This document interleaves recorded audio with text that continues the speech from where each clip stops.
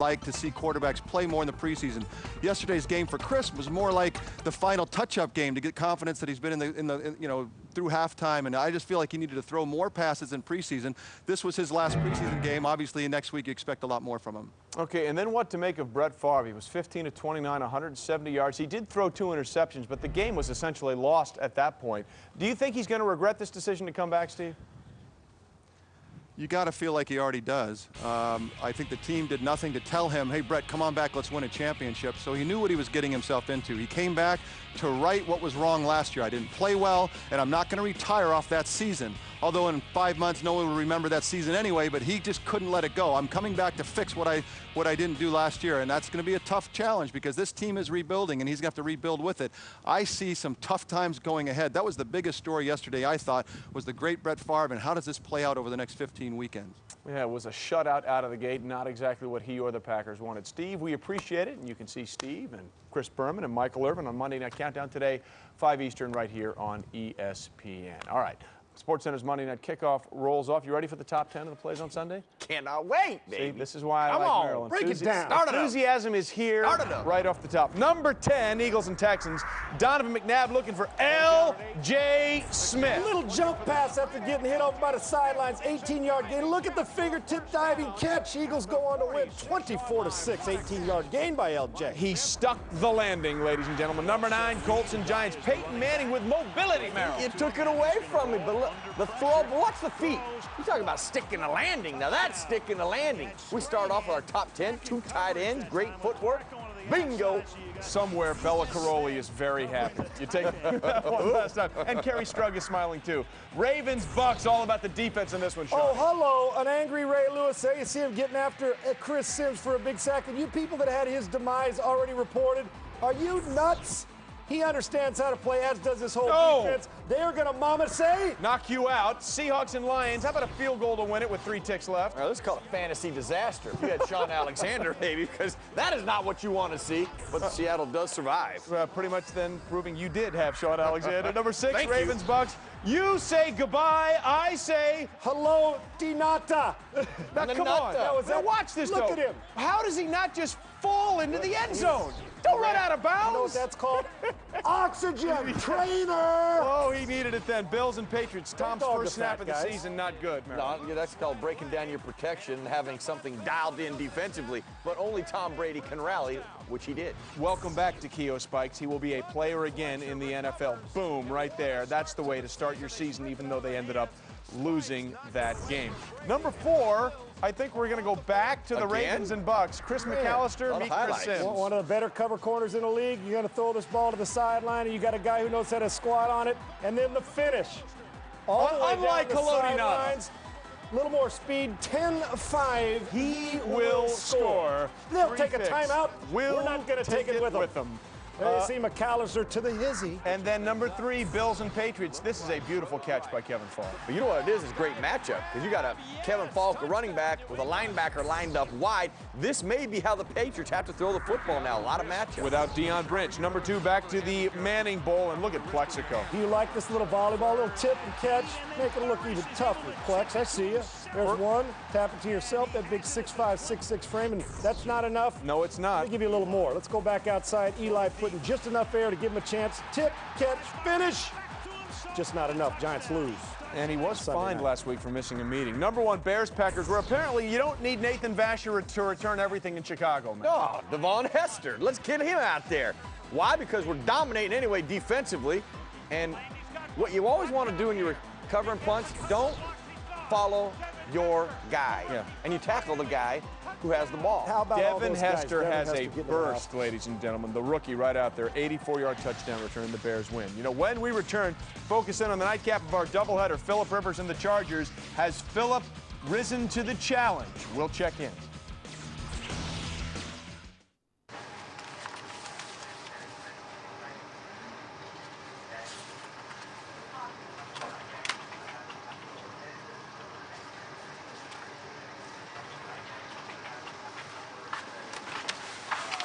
Morning, LT. Good morning. How are you doing? Good, thanks.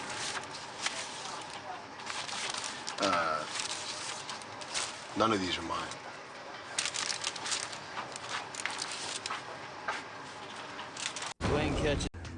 You know, there was a time when we only had one game on Monday night. Now we've got two. And look at the schedule we have set for you. Monday's schedule on ESPN starts with Around the Horn, then pardon the interruption, at 4 Eastern NFL primetime, 5 Monday Night Countdown, and then a double dose of Monday Night Football, 7 Eastern, the Vikings and the Redskins, and we finish it off with the Chargers and the Raiders, 10:15 Eastern. There was also a time, ladies and gentlemen, when the Raiders ruled Monday night. From 70 to 81, they went 18-2-1. But after leaving Oakland in 82, that changed. In 13 seasons as the LA Raiders, they were just pedestrian, 13-9, usually as the road team. Since moving back to Oakland in 95, the Raiders are just 5-10 on Monday Night Football, including a 41-7 smackdown by Brett Favre and the Packers on their last Monday night appearance, December 22nd, 2003.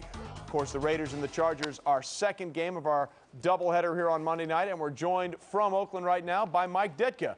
Mike, look, it is a new era in quarterback for the Oakland Raiders right now. Aaron Brooks begins the season as the starter. Do you think he'll finish there? Well, every era is a new era for quarterbacks in Oakland. I mean, every year they have a new one, so what's the difference? Yeah, I think they'll end up with somebody else at quarterback before the season's over, unless Brooks learns to protect the football. Throws the deep ball as well as anybody in the game. He's got 2 malcontents at wide receiver. They got to have a running game. And if they don't have the running game, put a lot more pressure on them. But don't turn the football over, and the rest is up to the football team to start eliminating the penalties. They're the highest penalized team in football the last 20 years. Well, they've been consistent, Mike, if nothing else. And Yep. then we have a brand new era. Go ahead.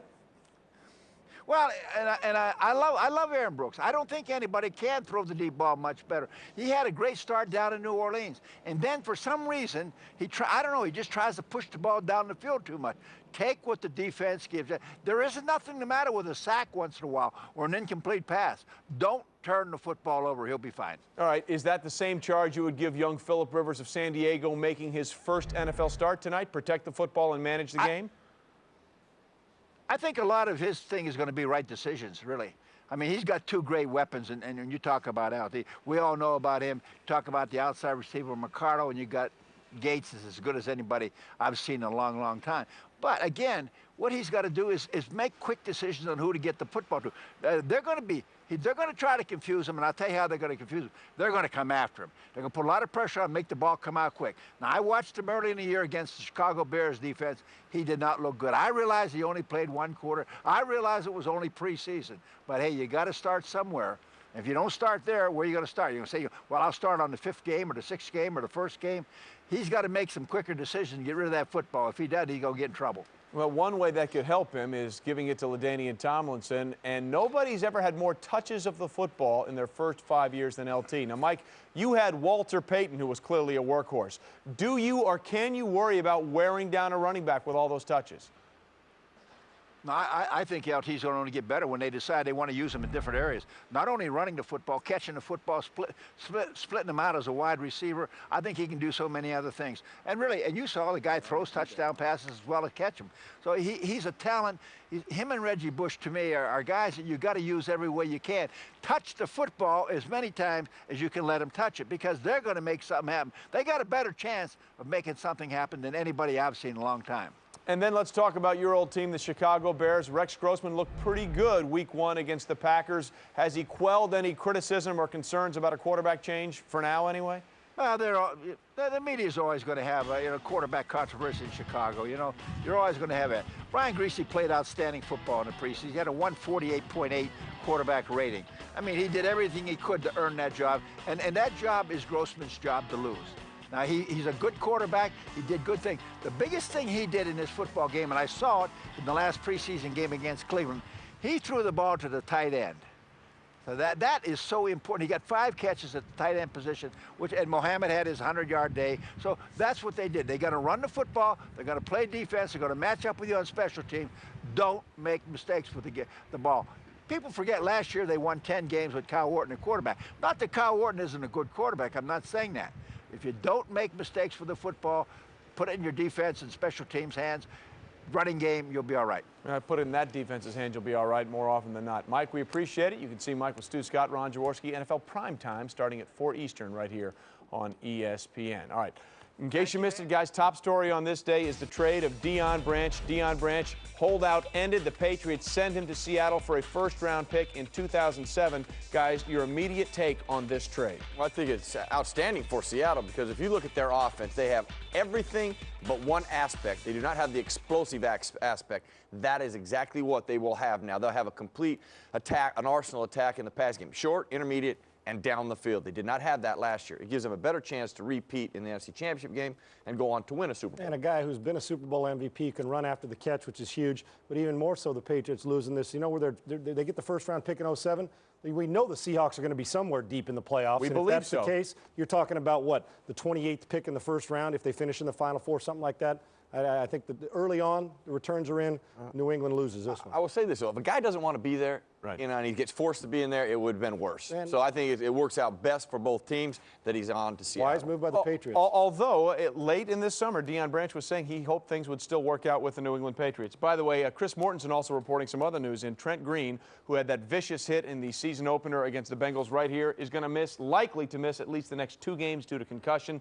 CAT scan and MRI were both negative, but it looks like he may not be back till after their early bye and get back for the 4th game. I love that they're taking care of him right, as medically, taking care of him as an individual, not as a football player. That is first and foremost. You do not return until you are asymptomatic, meaning all symptoms are gone for at least 7 days. So I like that they're doing this right away. And obviously got to get clearance, and even to look forward now, Damon Heward's got to step in, win in doubt, turn and hand it to number 27. The health of Trent's most important, but you also got to concentrate on the football field now when they play. Damon Heward's got a tremendous responsibility against a guy who's thrown for 4,000-plus yards the last 3 seasons. Absolutely. And don't forget, doubleheader of Monday Night Football starting with the Redskins and Vikings. Most important thing quickly you guys are looking for in that game? Aaron Brooks. If Aaron Brooks struggles... Redskins.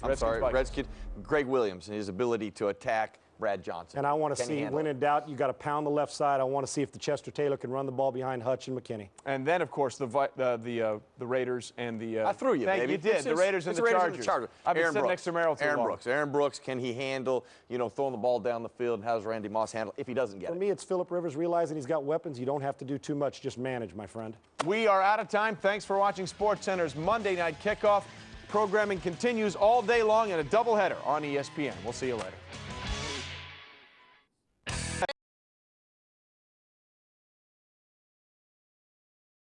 Doubleheader from the National Football League. That's the scene in Washington, D.C., where the Vikings and Redskins kick it off at 7 Eastern. And we are here in Oaktown, Oakland, California, where folks have been lining up since yesterday morning for the Raiders and the Chargers. NFL primetime. It is on.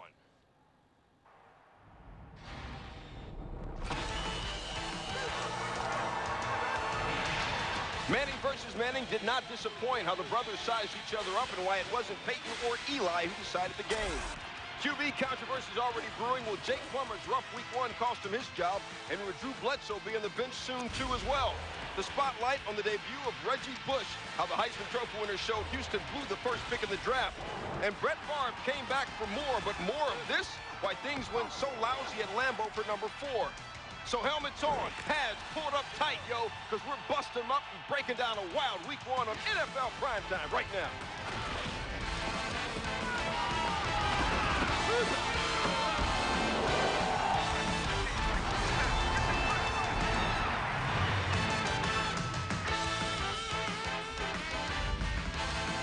NFL Primetime, presented by Miller Lite. Primetime is Miller time. And now, here's your host, Stuart Scott. Technically, it's called McAfee Coliseum. We all remember it as the Oakland Alameda Coliseum here in Oakland, California. NFL Primetime coming to you from the road, West Coast style, 1 in the afternoon in the West Coast. What's good? NFL Primetime, new day, new cast, same in-depth analysis and complete highlights. You know what? We're going to have twice as much fun. Stuart Scott alongside former NFL MVP Ron Jaworski, Hall of Fame coach Mike Ditka. Guys, give me 3 or 4 words that summed up the first Sunday of the NFL season. I'll go with 3 words, Stu. Protect the football. You want to lose football games, turn it over, Coach. I think that's about 13, Jaws. Well, I got protect the football. Are you ready for some football? That's what I'm talking about. The NFL is on. I love it. That's about 20 words. These guys can't count. I'm going to go with All in the Family, which I know is 4 words, but that's the way it was at Giants Stadium last night. First time ever, 2 brothers started quarterback against each other. Peyton and Eli. First quarter, 3rd and 8. This is why Peyton completed 25 passes to 6 different receivers. That's to Dallas Clark. As for little brother Jaws, what is Eli getting good at? I'll tell you, anticipation, that's the key to consistent quarterbacking in the National Football League. You must anticipate first the blitz off the corner. Oh, here come the Colts. What's Eli do? He reads it. He's got the deep throw. He's got the one-on-one. Burris goes up and makes a great one-handed grab. Coach, for Peyton Manning, though, how much is this, I cannot let my little brother show me up? Believe me, that's the whole thing. But the older brother never, ever wants to be beat by the younger brother. I tell you, and it turned out the way I thought it would. I tell you, Eli handled it well. He said, hey, wasn't good enough. We lost. That was a big line. We lost. I didn't play good enough. That was general. If the Peyton would have lost, it would have been a lot worse. That was Peyton, 2-yard touchdown to Dallas Clark. Eli comes back. Plaxico Burris, 34-yard touchdown. Eli had 24 touchdowns last year. Coach, what's your favorite thing about one of your tight end boys, Jeremy Shockey? Well, Jeremy Shockey's such a good athlete. And this guy can be as good as anybody in the game. Uses his body well. He's got good hands. He's got to get his mind totally into the game that he wants to be the best. What about the throw, Coach? The throw boys right where you're Speaking of the throw, Jaws, you're Peyton Manning. Why throw this pass? Well, that's surprising right there because Peyton Manning usually reads that middle open and will lead it down the field. He threw it just a little bit short and it was picked off. R.W. McQuarters made the pick, but then Peyton rolls right, connects with Marvin Harrison, 20 yards down to the 1. Peyton, 25 of 41, 276. 4th quarter, 4 minutes left. 3rd and 11 for Eli. Oh, Eli trying to make something happen, picked off by Nick Harper. Eli, 20 for 34, 247. I was just sitting there, I was talking to a guy right by the goalpost, and this guy kind of walked right by me, and he didn't see who I was, and I'm looking at this guy walking, and I'm saying, that's my brother right there, and he happens to be the quarterback. That kind of hit me. I didn't know what it was going to be like, but I kind of found myself watching him, during warm-ups, and I was peeking at him during the national anthem, and it was just kind of neat to be on the same field as him, knowing that that's my little brother out there. It's something that's unique and something I'll remember just from seeing him pregame and getting to talk to him for a second to just watching your brother play and getting to talk to him. After the game, we got a picture and pregame together. So yeah, it'll be something that you'll look back on and glad that it happened. Battle of the brothers relatively even from a statistical standpoint. Eli better passer rating, but Peyton came away with the W. Peyton also passed former Giant Phil Simms for 19th on the all-time pass yardage list. That's the one-on-one. The game itself might have turned in one play, a pass interference call. Just over 4 minutes left in the 4th. 3rd and 2 for the Giants, down 16-14. Eli down the sideline, completes to Tim Carter, but flag on the play, offensive pass interference. Guys, do you agree? Bad call. Bad call. Well, you got to see the replay. That's what you got to do. Bad call. Incidental contact, bad call. The coach is correct. Well, Tom Coughlin about had a coronary. He was so upset. Should have had a coronary. But the play stood. Instead of being first down in the 36, 3rd and 11, Manning deep downfield in the coverage, and Nick Harper picked it to seal it. Well, Stu, Plaxico Burris must run that route deep down the sideline to occupy the corner. 26-21. Final score. Cowboys and Jags regular season debut of Terrell Owens as a Cowboy. First Cowboys play from scrimmage. Coach, if you're Bill Parcells, how long do you take to get them involved? Well, you right there. Listen, if the guy's a talent, he certainly isn't tired. He didn't do anything in preseason. He didn't do anything in practice. Throw him the football. Let him see what he can do. And he can do it. He's a good football player. Hopefully he's quiet. Just stay quiet. Breaking tackles on the play. Jaws, what sets T.O. apart?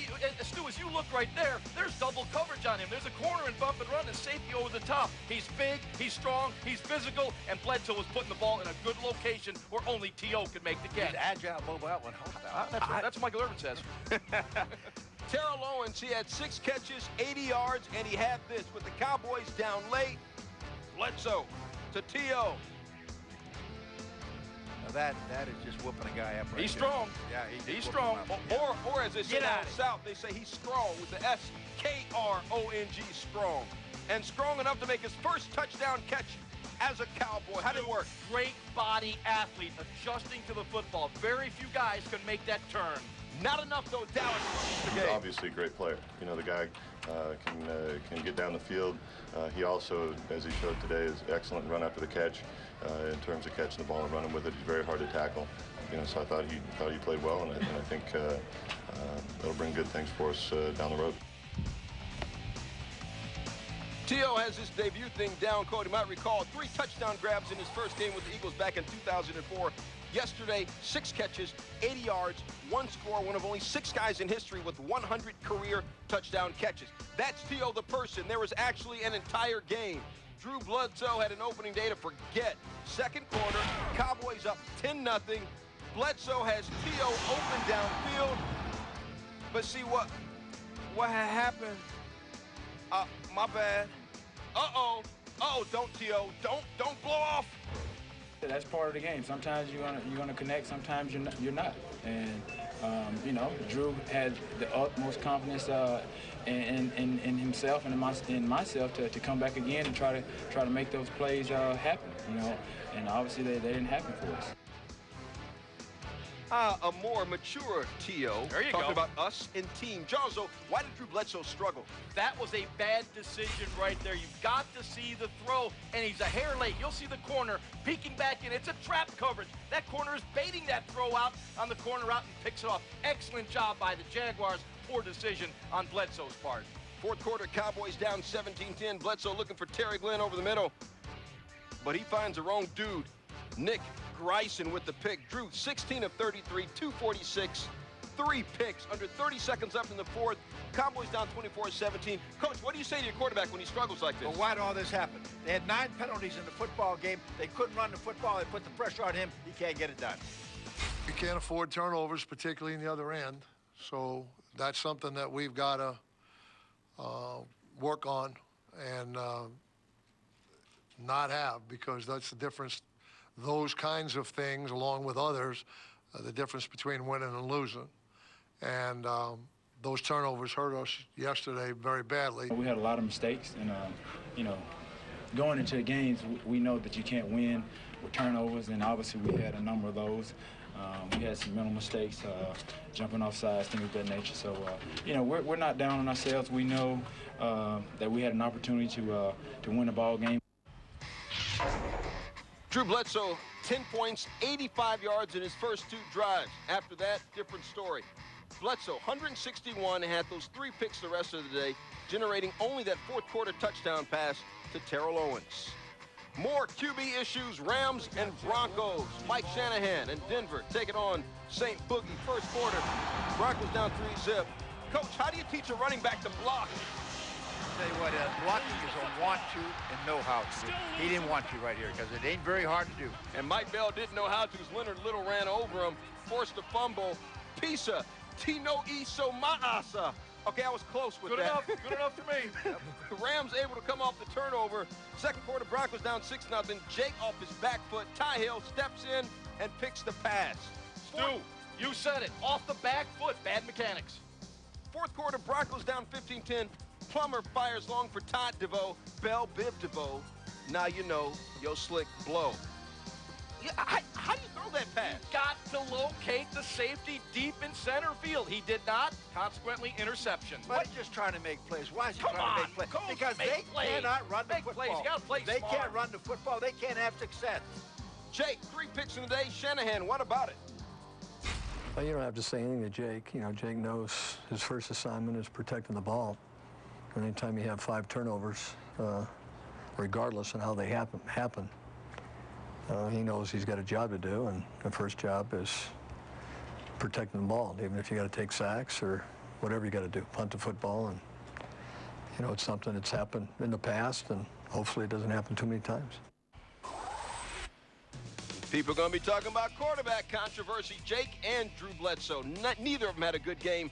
Each of them threw 3 picks. Each of their teams lost on the road. Now, Jake Plummer had 7 interceptions he threw all of last season. He threw 3 by himself on Sunday, guys. Where is the bigger quarterback controversy? Which big D, Dallas or Denver? Well, I think it's in Denver, because when you look at what the Denver Broncos did this offseason, they went out and drafted Jay Cutler. They moved up to get him. That put a lot of pressure on Jake Plummer to perform. He did not perform very well yesterday. His mechanics were off. Maybe these quarterbacks need to play a little more in the preseason, and he averaged 3.3 yards per pass attempt. Not going to get it done, And I'm not Coach. going to argue with you, but I think the bigger pressure is on Bledsoe right now, and I'll tell you why. Because if he doesn't start getting wins, then he's going to start getting discontent from one guy, 81, and it's going to disrupt that whole football day. People, you think I got something against Theo. I don't. I feel the love. You don't feel any love, No, no. but I got nothing against It's not you. love. It's just not hate. Just a lack of understanding. Interesting thing about Bledsoe, man, kind of bananas to think about it. He's 7th on the all-time passing list, 43,000 plus yards ahead of guys like Johnny Unitas and Joe Montana. But what have you done for me lately? Oh, Coach and Janet Jackson and Deion Branch about what have you done for me lately. News out of New England today. Deion Branch's holdout over. Patriots trade him to the Seahawks for a 2007 first-round pick. The Super Bowl 39 MVP entering the last year of a 5-year deal. He held out the mandatory minicamp in June and all of training camp. Still ahead, all of it. ESPN. Take on the Minnesota Vikings. We're ready. You ready? Let's go. A timeless football tradition has found a new home. Right here, right now.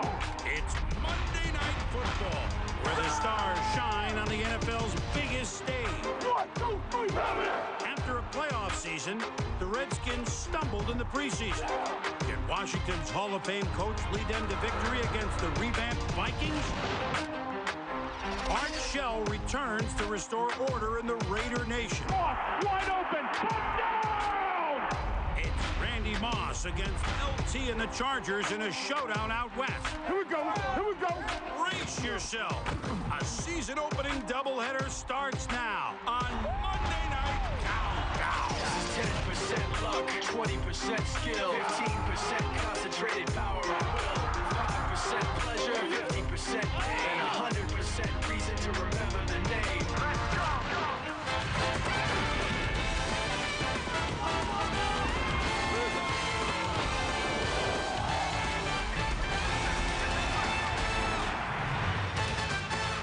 Monday Night Countdown is delivered by UPS. A somber, reflective day in Washington, D.C. and across the nation. The 5th anniversary of the 9/11 attacks. Two symbols of democracy. There's the Capitol. You saw the Washington Monument. Tonight, sports once again becomes a bit of an escape, a tonic. And in this area, that means the beloved Redskins in the nation's capital at FedEx Field are going to kick off their season with much anticipation as they begin Monday Night Football against the Minnesota Vikings. And hello once again, everybody. Welcome to Monday Night Countdown. We are excited to bring you the 37th season of Monday Night Football, but of course, our first on ESPN. We're happy to continue the tradition with our brethren at ABC and to start a new tradition ourselves. Our crew, as you can hear, of course, the new hit song, at least for this week, is Hail to the Redskins. Our crew is going to be on the road with Monday Night Countdown at all the ballparks every week. And so, no strangers to the field of Monday Night Football. The one-time MVP and Super Bowl MVP, Steve Young. I don't know if you were here. Always love Monday night, Boomer. Michael Irvin as well, another man that played the big stage many times. Thank you, and Boomer. played here every year. Yeah, I did a little damage here, as you can tell. They love you. Yeah, I understand. And certainly a veteran of Monday Night Football as well from another life, but for the last 20 years. Tom Jackson has been with us, and we, of course, are welcoming you back in a cast of thousands coming up here on this 2-hour edition of Monday Night Countdown. All right, we got a lot of football to talk about. Get set for the games tonight. We'll hear from Stu and the gang out west. We'll also look back at yesterday. All right, tough preseason for the Redskins. 0-4. They in Pittsburgh were the only undefeated. No times in the red zone. No first-team offensive touchdowns. Are we concerned here, Tom? What are we looking for? Well, I'm certainly concerned. I think no matter what stock you put into preseason, you want to see something if you're a head coach. So I think that when you look at this football team, it's Daniel Snyder, it's Joe Gibbs, it's his assistants. This team has to be wondering, are we as bad as we appear to be in the preseason? We're going to find out tonight. Well, let's look over to the Minnesota Vikings. I mean, they're coming into their first ball game under Brad Childress. He inherits a team that finished 7-2 last year. They're the most balanced team in their division, both offensive and defensively. But more importantly, Brad Childress brings with him the organizational toolkit that he got from Andy Reid, who got it from Mike Holmgren, who got it from Bill Walsh. That tells you that Brad Childress is Bill Walsh's great-grandson. Organizational toolkit. Here Steve comes out. I want you to know all three of those guys, they lost in their opening game in the NFL. And I'm anxious to watch Brad Childress and what he can do in his opening game. And those three guys Steve mentioned, they didn't play on the lights, all of these lights that we here at ESPN will bring to the Monday night stage. So let's see how he handles it. Michael must have done such damage It's like this everywhere I go. It's my job to make an observation here. All your rowdy friends are here on Monday night, apparently, Mike. First of all, if Brad Childress thought make him your coach by following the family tree, but Walls to my coach. It's all about genealogy. There you go. Follow your genealogy. Coach Joe Gibbs, 157 and 82, 3 Super Bowls and a 4th appearance, which he didn't win. Brad Childress 0-0. But the beauty of football is tonight they're both 0-0, and it's even Steven as well. Last season, the Redskins in Gibbs' second year of coming back were 10-6. They won 6 straight games before they lost in the second round of the playoffs to the Seattle Seahawks. They added some firepower, and former Steeler Antoine L. And the preseason was a struggle. We told you that they were 0-4, outscored by 77 points, and the dislocated shoulder of Clinton Portis still a concern. He won't start tonight. Every 20 minutes, our 2020 report. Here's Susie Colbert. Well, Chris, Clinton Portis has been quantifying his health coming back from that dislocated left shoulder with percentages by the hour. When we talked to him at the Redskins facility on Saturday, it was 96.3, and before we left, it was already 96.9. He's hoping for 101 tonight. As soon as he comes out for pregame warm-ups, we'll chat with Clinton and we'll find out what that number is. But as you said, what we do know is that he will not start, but he will play. Joe Gibbs told us that they tracked it with trainers all week. He hit the bag. He has full strength in that shoulder, so they feel good about that. They want to get him in the game and in the groove, and that's a moral victory, considering just days ago, Portis didn't think he would play at all. He credits dedication and a will to get back out there, and he said what you need to do is learn to operate around the injury, which makes you believe he'll play in a little bit of pain. Liddell Betts will get the 3rd start of his career, Chris. All right, Susie, thank you very much. The Minnesota Vikings, as Steve mentioned, finished 7-2 after a 2-5 start, but Brad Childress is in that finish. Not enough to save Mike Tice's head coaching job. He's not the only new face. Running back Chester Taylor comes over from Baltimore with a 4-year deal. Fresh wheels for Chester Taylor, the Vikings are hoping. And help paving the way for Taylor guard Steve Hutchinson, free agent from the Seahawks, perennial Pro Bowler, big coup. With more on the Vikings, Michelle Tafoya with this team's 20-20 report.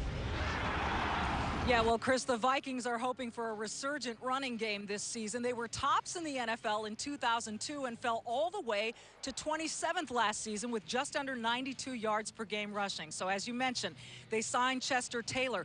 They signed fullback Tony Richardson, one of the best lead blockers in the game, but the focus has been decidedly up front. Pro Bowl center Matt Burke returns after missing all of last season with an injury. As you mentioned, Pro Bowl left guard Steve Hutchinson was signed in free agency, and you cannot overlook 6'8" left tackle Bryant McKinney. I visited with McKinney at the Vikings practice facility on Friday.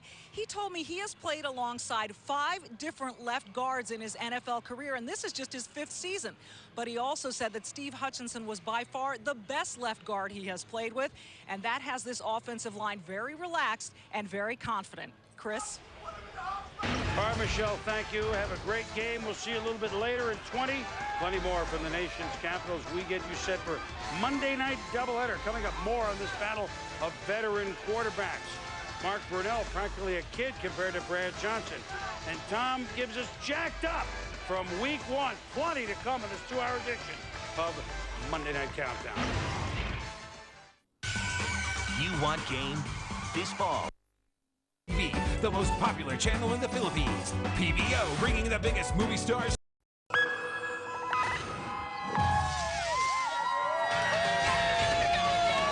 Two gentlemen that know each other from their college days in the MAC. Byron Leftwich on the right, Ben Roethlisberger on the left. Now they'll compete on the biggest stage, Monday Night Football. It's week 2, and Monday Night Football arrives in Jacksonville, where a bitter AFC rivalry is renewed. The hopes of the defending champions rest on his return. But after a painful offseason, is Big Ben ready to take his first step back? Oh, you gotta go deeper than that. The Jaguars silenced the Cowboys in Week 1. Come on. Now they're on the prowl, hungry for respect. Let's go get him on. Get ready. The stars come out tonight. It's real in the field.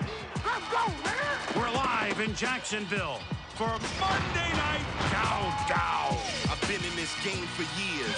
It made me an animal to come from nothing at all, or more than I can handle. My theme music to enter. Squeeze till I empty. CL pop on now. Crowd in the frenzy.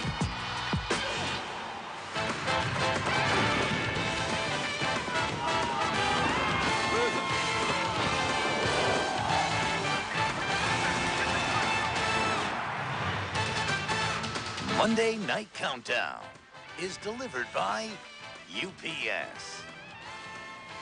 Jacksonville, Florida, the center of the sports universe. Less than 2 years ago, it was Super Bowl 39. Back then, Tom Brady and the Patriots won their third ring in 4 seasons. Tonight, though, Jacksonville's in the spotlight again for Monday Night Football. The terrible towels invade North Florida as the fans of the defending champion Pittsburgh Steelers, they're ready. The team is ready to take on Byron Leftwich and the Jacksonville Jaguars. The teal towels will be out. And here we are in the teal tower at the end zone of Alltel Stadium. Hi, everybody, and welcome to Monday Night Countdown. Our traveling band has hit Jacksonville. We're excited, and we brought enough shirts. We brought a summer suit because, after all, Barb told me I had to wear the suit. Nice job, Steve. Steve Young, Michael Irvin, very nice. Tom Jackson, one more shot till it becomes winter, till it becomes the fall next week. We have Mort. We have a cast of thousands. We have all sorts of things happening. And by the way, we know all and tell all at Alltel Stadium. Yeah. So, let me tell you that I'm feeling Ben Roethlisberger starting tonight. Yes, he is. He is starting tonight for the Pittsburgh Steelers. The appendectomy, a thing of the pen. We'll talk about it in plenty the next 90 minutes. What sort of factor will Big Ben be tonight, Steve? You know what I love about it? Big Ben has had more pub over the last 4 months than even T.O., and that's saying something. Here he is, the story like tonight. He's coming back on the field, and the bottom line is that their division, the AFC North, has changed dramatically with Cincinnati scoring a lot more points, Baltimore scoring a lot more points. They're going to need to score 4 touchdowns a game. If they're going to do that, they can't play like the Super Bowl last year where Ben Roethlisberger was asked to be the caretaker. They will lose the division if they do that. They need to do it like they did on the road in the playoffs, at Cincinnati, at Indianapolis, at Denver. He needs to be the catalyst, not just tonight, for the rest of the season for Pittsburgh to go back to Miami at the end of the year. Steve, what I'm looking for is the Jacksonville Jaguar offense and wondering if it can handle the Pittsburgh Steelers in this zone blitz scheme implemented by Dick LeBeau, their defensive coordinator. If you can't run the ball on first down and second down, you're going to be in long yardage situations and your quarterback is going to get killed. That's how they won that world championship.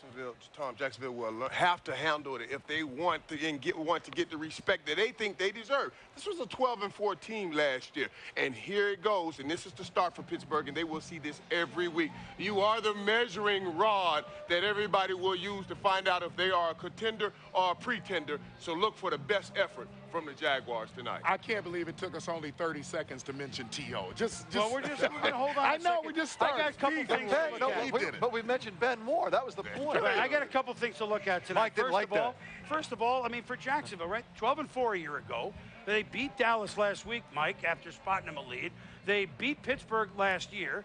They, can beat the Colts, but so what? They're pretty good. But they went out in the first round of the playoffs. That's the issue for the Jacksonville Jaguars. For Pittsburgh, tonight we begin to see the personality of the 2006 Pittsburgh Steelers, not the defending champion Pittsburgh Steelers. This is this year's team's personality. As for the Steelers, some of the storylines we are following tonight. Of course, Big Ben Roethlisberger out week 1 after the appendectomy. Only 4 losses in 31 career starts, 2 of them coming off games he's missed due to injury. Willie Parker had a bust to pick him up last year. Now can he provide solo flights? 29 carries, 115 last week. And the Steelers with a 10-day layoff, since they opened the NFL season, was it good to rest or will there be rust? Teams at 20. Here's Michelle Tafoya. Well, Chris, I guess if any of the Steelers is going to be rusty, it is going to be Ben Roethlisberger, missing the opening game, as you mentioned, with that emergency appendectomy. I spoke to him just a few minutes ago. He told me, I cannot catch a break. He had a temperature of 104 degrees today around 1, 2 o'clock. He's still running a temperature, but he's out here and he's throwing. He's in good spirits. Now, last night, Bill Cowher said it was going to be Ben's decision whether or not to play. But moments ago, Ben told me, when is anything ever my decision? This is up to Cowher, and I wish I knew. Now, all indications are he will play. One of the Steelers, and will start, one of the Steelers officials told us it appears that he will play. Don't know why they want to keep this so under wraps until game time. But last thing, Chris, Bill Cowher has two minor concerns about Ben tonight. One is that he thinks Roethlisberger is a little bit anxious about taking that first hit, particularly to the abdomen, so we'll see how he responds to that. And the second is Big Ben's stamina. Again, he's running a temperature, it's humid here, and he hasn't played a meaningful game since the Super Bowl, Chris. A little bit of rust, perhaps. Michelle will talk about it. Thank you very much. Have a good game tonight. Now to the Jaguars storyline. Jacksonville's first appearance on Monday Night Football since the loss to the Packers back in 2001, so they're excited. Expectations are high for their fourth-year quarterback, Byron Leftwich. Of course, in week one over the Cowboys, after spotting him a lead, threw for 237 yards. In that game, though, the Jags suffered a key loss. Defensive end Reggie Hayward ruptures his Achilles in the third quarter. With our first report on the Jags, Susie Colbert, Teams at 20 update. Chris, are you ready for some smash mouth football? Players and coaches from both teams commented about how similar both of these teams are. They like to pound the ball on offense and play physical defense. Bill Cowher told us last night he believes this game will be won and lost at the line of scrimmage. And he pointed out that in last year's matchup of the Jags' first 24 plays, first and second down, they ran the ball 17 times. They expect more of that tonight, and that means a heavy dose of Fred Taylor, who, by the way, is lighter, quicker, and healthier than he's been in years, and he clearly gets up for the Steelers. He has scored more touchdowns against Pittsburgh than any of the other teams he has played in his 8-year career. He told me they bring out the best in you. So, Chris, you can expect it'll be a 2 hard hat game, and bring your lunch. Absolutely. Absolutely, Susie. A blue-collar game for sure. Have fun. Just getting wrapped up in Jacksonville. When we come back, first the hammy, now the finger. We'll have the latest update on T.O.'s injury. And Tommy's jacked up for the biggest hits from the weekend. Monday Night Countdown, live from Jacksonville. Back in a moment. Imagine you. Well, here's where they keep the real Jaguars around here. The range of the Jaguars exhibit out at the Jacksonville Zoo and Gardens. Hines Ward, what a key component he is for the Pittsburgh Steelers. Such a leader, such a big-time performer, and you saw it in the Super Bowl and all the big games. You saw it in Week 1 against the Dolphins. Sneak peek at Week 3. Matchups are going to be featured on the